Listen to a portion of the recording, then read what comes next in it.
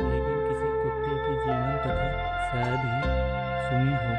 कुत्तों के जीवन में ऐसी बात ही कौन सी होती है जो सुनाई जा सके। ना वह देवों से लड़ता है, ना परियों के देश में जाता है, ना बड़ी बड़ी लड़ाइयाँ जीतता है। इसलिए भय है कि कहीं तुम मेरी कहानी को उठाकर फेंक ना दो। किंतु मैं तुम्हें विश्वास दिलाता हूँ कि मेरे जीवन में ऐसी कितनी ही बातें हुई हैं जो बड़े बड़े आदमियों के जीवन में भी ना हुई होगी। इसलिए मैं आज अपनी कथा सुनाने बैठा हूँ। जिस तरह तुम कुत्तों को धुतकार दिया करते हो, उसी भांति मेरी इस कथा को ठुकरा ना देना। इसमें तुम्हें कितनी ही बातें अब मिलेगी और अच्छी बातें जहाँ मिले तुरंत लेनी चाहिए। जब मेरा जन्म हुआ तो मेरी आंखें और कान बंद थे, इसलिए नहीं कह सकता कि बाजे गाजे बजे या नहीं, गाना बजाना हुआ या नहीं। मुझे तो कुछ सुनाई नहीं दिया है।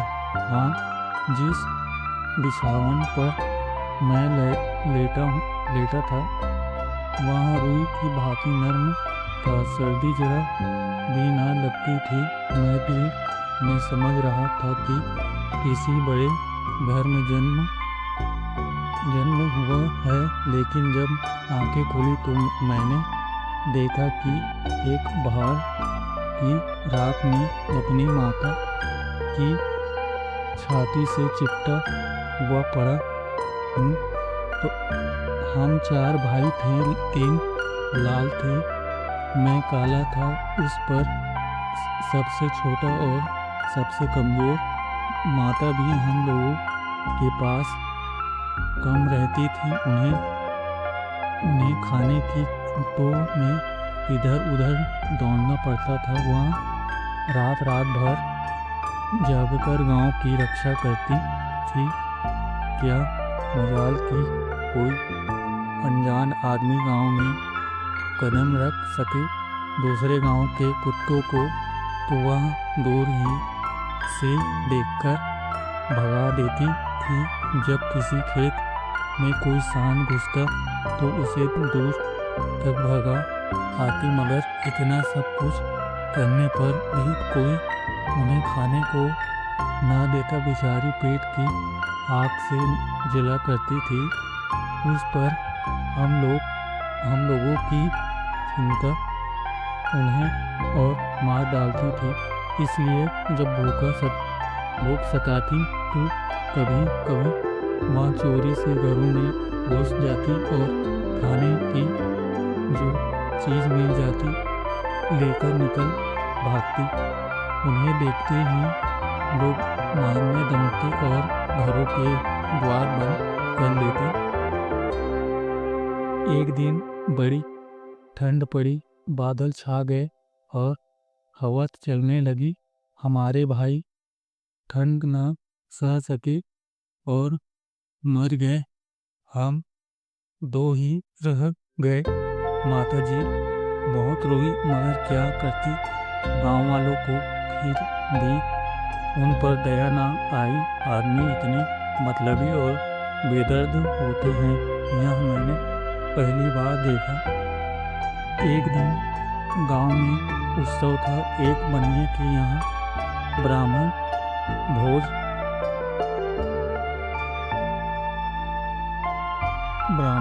था। सैकड़ों आदमी जमा थे। परियां बन रही थी।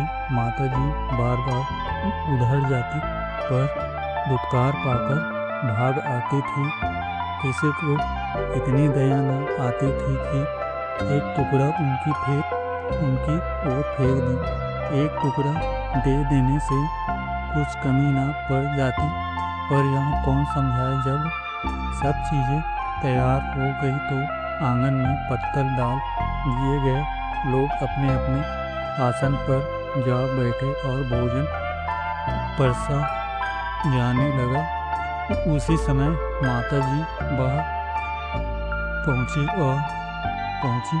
माताजी भागी नहीं, तो छिलाने लगी और वही बैठ गई।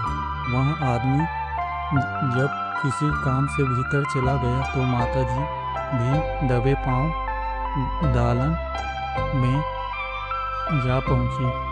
उन्हें देखकर चारों तरफ से धक धक का ऐसा कोलाहल मचा कि माताजी घबरा गई। दो तीन आदमी डंडे लेकर दौड़े। माताजी को अगर दालान से निकल जाने का रास्ता मिलता तो वह उधर से बाहर निकल जाती, लेकिन उधर लोग डंडे लिए खड़े थे, इसलिए माताजी बैठे हुए आदमी के बीच से होकर मोरी के रास्ते बाहर निकल आई। मगर तमाशा तो देखिए कि माताजी के बाहर निकलते ही भोजन करने वाले भी उठ खड़े हुए। जानते हो क्या? माताजी के उधर से निकलने के कारण भोजन भ्रष्ट हो गया। विचार होने लगा कि क्या किया जाए। बेचारा बनिया फूट फूट कर रोने लगा। कुछ लोग कहते फिर इसमें दोष ही क्या है, कुटिया ने पत्तलों में मुंह तो डाला नहीं, छूने से क्या होता है। किंतु जो बहुत कुलीन थे वे कुटिया का बीच से निकल जाना ही भोजन को भ्रष्ट करने के लिए माफी समझते थे। आखिर इन्हीं कुलीनों की जीत हुई और सारा भोजन गरीबों में बांट दिया गया। उस दिन माताजी ने खूब पेट भर खाया। ऐसा सुख उन्हें जीवन में कभी न मिला था, लेकिन उस बेचारी के भाग्य में सुख लिखा ही न था। भोजन करके जरा लेटी ही थी कि बनिया डंडा लिए आ पहुंचा और लगा पीटने। माता जी को भागने का अवसर न मिला। जोर जोर से चिल्लाने लगी।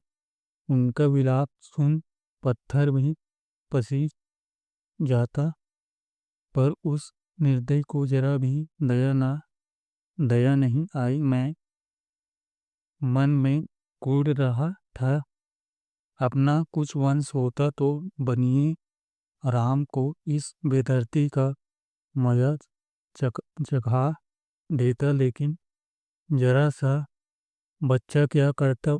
बस यह विलाप सुनकर कुछ लोग जमा हो गए और समझाने लगे, जाने दो भाई, भूख में तो आदमियों बुद्धि भी भ्रष्ट हो जाती है। यह तो पशु है, इसे क्या मालूम इसका फायदा हो रहा है किसका नुकसान। अब तो जो हो गया सो हो गया, इसे मारकर क्या पाओगे। बनिए के चित्त में यह बात बैठ गई और माताजी की जान छूटी।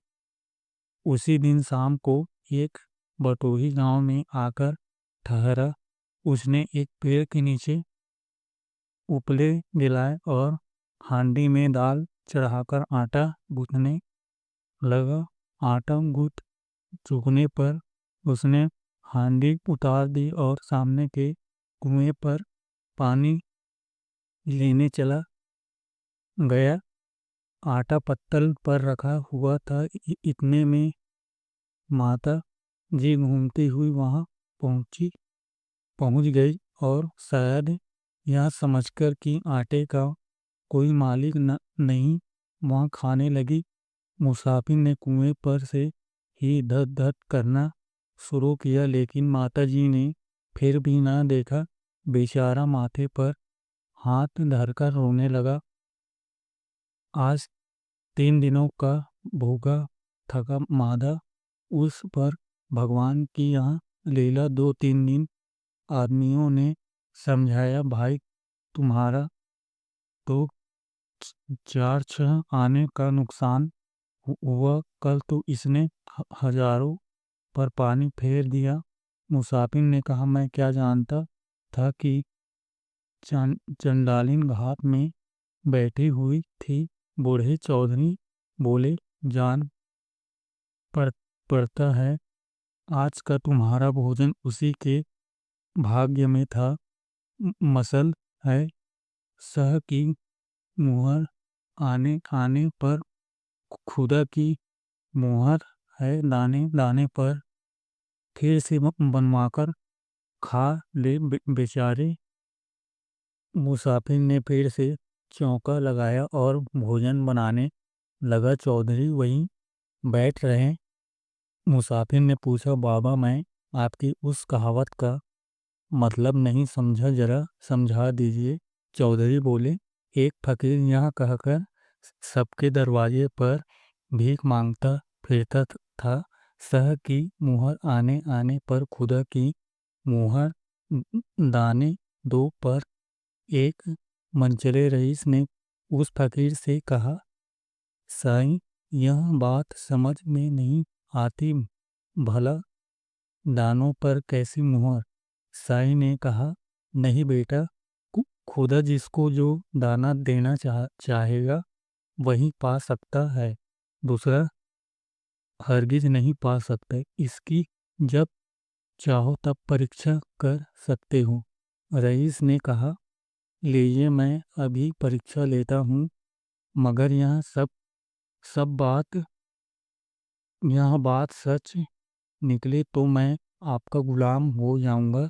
रईस ने ज्वार का एक दाना हाथ में दिया और कहा, देखिए मैं इसे अपने मुंह में डालता हूँ, अगर खुदा की इस पर मुहर है किसी और को दे दे।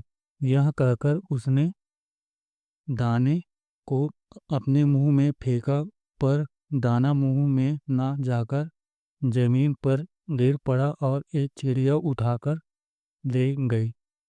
रईस ने रईस ने भौचक्का सा रह गया। बस आप भी याद रखिए कि ना तो कोई किसी को खिलाता है और ना है किसी खाता है, सबको खिलाने वाला ईश्वर है। जब हम दोनों जरा बड़े हुए तो लड़के ने हमें खिलाना शुरू किया। मैं बहुत खूबसूरत था। मुझे एक पंडित जी का एक लड़का पकड़ लाया। मेरे भाई को एक चपाली का लड़का पकड़ ले गया। मैं पंडित जी के घर पलने लगा। मेरा भाई डफाली के घर, उसे जकिया कहते थे, और मुझे कल्लू। जाड़े का मौसम था। जब सब लड़के धूप में जमा हो जाते तो हमें गोद में ले लेते और चूमते। कोई कहता हमारा बच्चा है, कोई कहता हमारा मुन्ना है। कोई लड़का एक कान पकड़कर उठाता और कहता, देखो भाई, चोर है यहाँ सा। जब तक कान दर्द ना करते मैं ना बोलता। बस सब कहने लगे, फेंको फेंको, चोर है। मगर जब कान दुखने से चिल्ला उठता तो सब सह सह कहकर हंस पड़ते। प्राय यह खेल सैकड़ों बार होता। कोई हमारे अगले पैरों को उठाकर कहता, मुर्रा मुर्रा मुन्ना दो पैर से चलता है, ये यूं चलाए जाने से हमारे पैर दर्द करने लगते थे। पर करते क्या, कभी कभी छोटे बड़े लड़के छोटे बच्चों को मेरी पीठ पर बिठाकर कहते, मेरा लल्लू हाथी बैठा है। भला मैं उन लड़कों को का बोझ क्या उठाता। जब चिल्लाने लगा तो जान बचती। कोई कोई लड़के तो मेरे गले में रस्सी बांधकर दौड़ाते। भला मैं उनके बराबर कैसे दौड़ता, लेकिन वे अपनी धुन में मुझे घसीटते हुए ले जाते थे। इससे सारा बदन दुखने लगता, मगर मुझ गरीब का वहाँ कौन मददगार बैठा था। कभी कभी लड़के पास वाले गड्ढे में डाल देते और मेरी तैराकी का तमाशा देखते। जब मैं बाहर निकलने के लिए छटपटाने लगता तो लड़के हंस हंस के कहते, देखो कल्लू कैसा तैरता है। उस समय मैं डूबने डूबने को कहा जाता था। पाँव जोर जोर से चलाता हुआ किसी तरह किनारे पर आ जाता और मारे ठंड के कांपने लगता। जब धूप लगने से देह में कुछ गर्मी आती तो कोई शैतान लड़का बोल उठाता, अब की मेरी बारी है। सुनते ही मेरी जान सी निकल जाती, मगर भागकर जाता कहाँ, कोई फिर पानी में डाल देता। क्या बतलाऊं कि उस समय कितना गुस्सा आता। बराबर यहाँ यही जी में आ जाता था कि कोई इन दुष्टों को भी इसी तरह दुखिया देता तो इनकी आंखें खुलती। हम दोनों में से सुखी तो एक भी न था, पर जकिया की दशा मेरी दशा से अच्छी थी। पंडित जी के यहाँ मुझे रूखा सूखा भोजन मिलता था और वहाँ भी बहुत कम, इसलिए मुझे दूसरे द्वारों का चक्कर लगाना पड़ता था। डफाली मांस का प्रेमी था, रोजाना उसके घर मांस पका करता था, इसलिए जकिया को काफ़ी भोजन मिल जाता था। उसे किसी दूसरे दरवाजे पर जाने की ज़रूरत नहीं पड़ती थी। कुछ तो बेफिक्री और कुछ पूरी खुराक मिलने की वजह से वह दिन दिन ताकतवर और तंदुरुस्त बनने लगा। मैं कभी कभी भूख से तंग आकर डफाली के दरवाजे पर पहुंच जाता कि शायद वहाँ कुछ मिल जाए। सोचता आखिर जकिया भी अपना ही खून है, उसे आरजू मिन्नत करूँगा तो ज़रूरत कुछ न कुछ दे देगा। फिर उसका कोई नुकसान भी तो नहीं है। मैं उसके खाने में हिस्सा लेने नहीं चाहता था, केवल उसकी जूठन चाहता। पर वह मेरी परछाई देखते ही गुर्राकर मुझ पर ऐसा झपटा जैसे मैं उसका दुश्मन हूँ। वह था मुझे ताकतवर, इसलिए मैं उसका सामना न कर सकता था। वह दांतों से मुझे खूब काटता और नीचे गिराकर पंजों से खसोटता। जब मैं जोर से चिल्लाने लगता और कुछ सिकोड़ लेता तब कहीं जान बचती थी। उठकर जो ही भागना चाहता कि दफाली का उड़ता पंडित का भग्गू कुत्ता वहाँ भागा। इस पर मुझे बहुत ग्लानि होती थी। मैं फिर जाकर जकिया से उलझ पड़ता और इतनी मुस्तैदी देखकर देखने वाले कहते, वहाँ कल्लू, वहाँ शाबाश। इसलिए तबीयत और भड़क जाती थी और भी जोर से लगाता, लेकिन आज मुझे भागना ही पड़ता था। तब सब तालियां बजाकर मुझ पर हंसने लगते। जोश ठंडा होने पर देखता तो लहूलुहान हो गया हूँ। महीनों में जाकर कहीं घाव अच्छे होते थे। घाव अच्छा होने पर यही भी चाहता कि चलकर जकिया को पछाड़ूं और पंडित जी की बदनामी मिटाऊं, मगर अपनी हालत देखकर रह जाता। एक दिन मैं जान पर खेलकर जकिया में उलझ पड़ा। वह भी पूरे जोश के साथ मुझसे लड़ने लगा। संयोग से पंडित जी भी वहां पहुंच गए। उनके पहुंचते ही लोगों ने कहा, कल्लू भग्गू कुत्ता है, कभी भी जकिया का सामना नहीं कर सकता। इस पर मैंने देखा कि पंडित जी का चेहरा फीका पड़ गया था। तब तो मैंने निश्चय कर लिया कि आज मैं जान रहे या जाए मगर जकिया को जरूर पछाड़ूंगा। कुछ ऐसी जीवर से लड़ा और ऐसे दाव पेच खेला कि बच्चे जकिया को छठी का दूध याद आ गया। देखने वाले कहने लगे कि भाई आज तो कल्लू ने कमाल कर दिया। ठीक है, मालिक को देखकर उसकी छाती बढ़ती जा रही थी। जकिया डफाली को देख देखकर ही इसे रोज पछाड़ता था।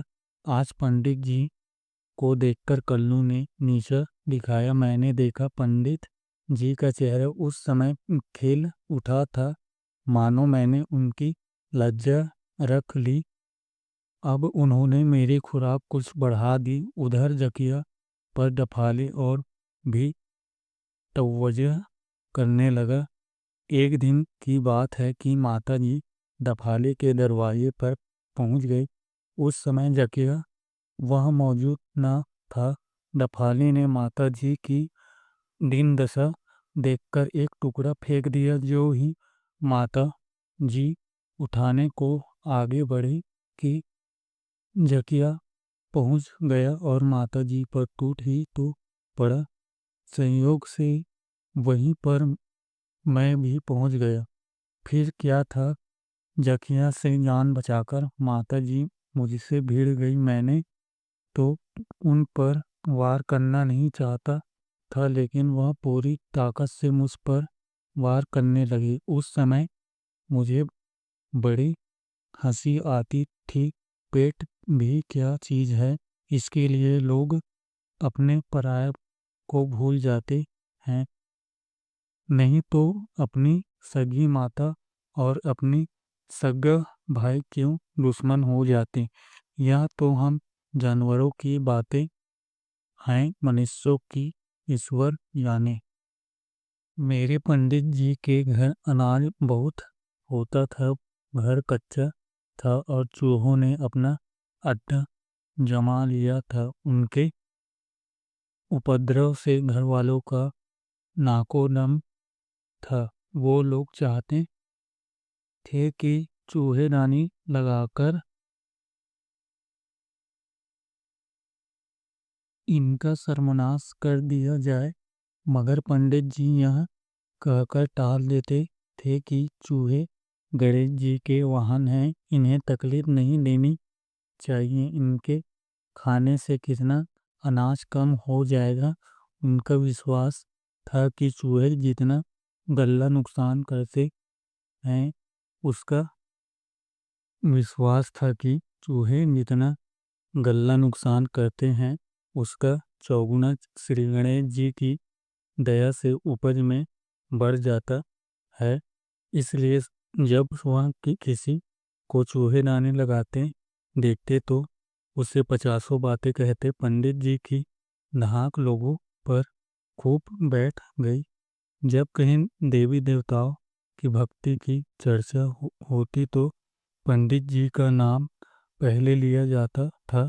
कैसे हैं सज्जन कि इतना नुकसान सहने पर भी चूहों को नहीं मारते, नहीं तो लोग आदमी की जान तक ले लेते हैं। जब तक चूहे अनाज को लूट मचाने रहे तब तक तो पंडित जी अपनी प्रतिज्ञा पर डटे रहे। लेकिन जब उनके वार कपड़े लत्ते पर भी होने लगे तो उनका आसन डोल गए। जाड़ों के कपड़े कुछ संदूकों में रखे हुए थे, कुछ अलगनियों पर।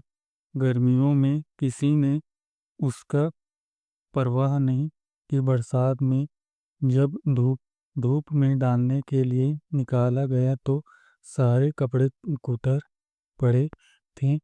उन्होंने लकड़ी को संदूक तक काट डाला था।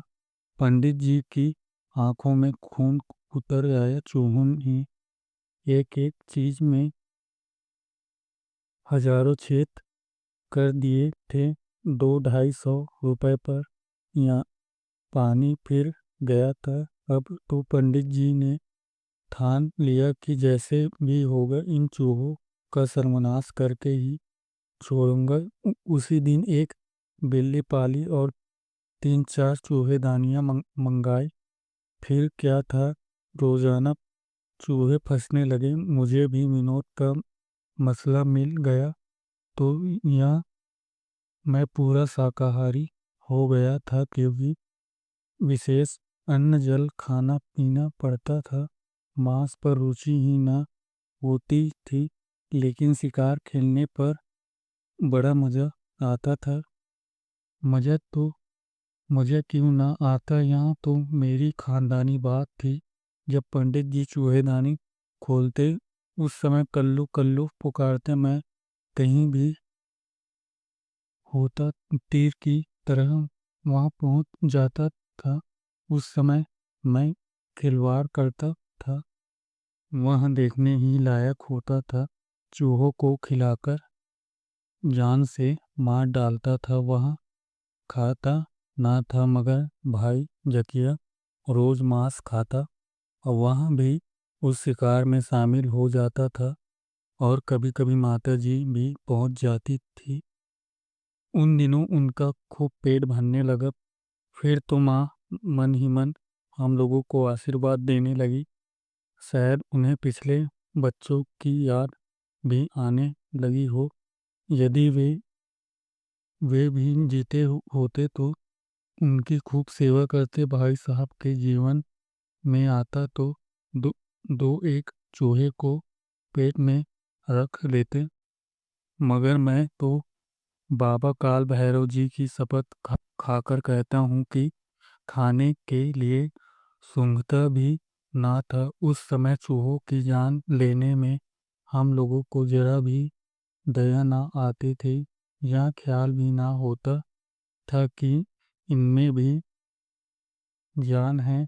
अब मैं सोचता हूँ तो मालूम होता है कि